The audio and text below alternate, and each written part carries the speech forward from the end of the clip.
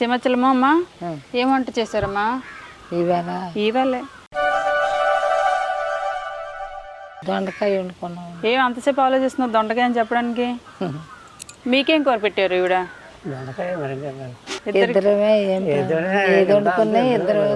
ఉన్నది ఇద్దరు, ఉన్నదంతా మీ ఇద్దరికే. ఉన్నది ఎక్కడికి పోతే ఉన్నదంతా వాళ్ళకేగా. అంతేనా? అంతేగా అంతేగా. రాత్రికి ఏం చేస్తారు? అంత కూర ఉందా? తెచ్చి ఎంత కూర ఉందో చూస్తాను. ఇరకను ఉంటే తీసుకురా.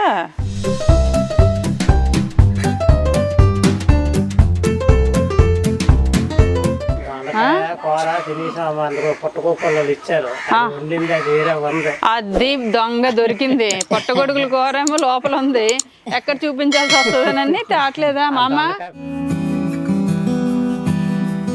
బా చక్కగా మంచిగా నీట్గా వండింది మా అమ్మ. అబ్బా భలే ఉంది కూర. ఈ జన్మమే రుచి చూడడానికి దొరికెరా. సరే అయితే ఇక కూర నీకు ఒకరు ఫ్రీగా ఇచ్చారు కదా, ఆ కూరతో పాటు అన్నం వండాలి కదా. ఏది రండి, అన్నం మనం ఫ్రీగా ఇద్దాం. ఏమయ్యా పెద్ద మనిషి, నువ్వేది పెద్ద మనిషి అనుకున్నాను, నువ్వేమంటావు? దొండకాయ కూర తిని మధ్యాహ్నం ఎప్పుడు అరిగిపోయింది కూడా.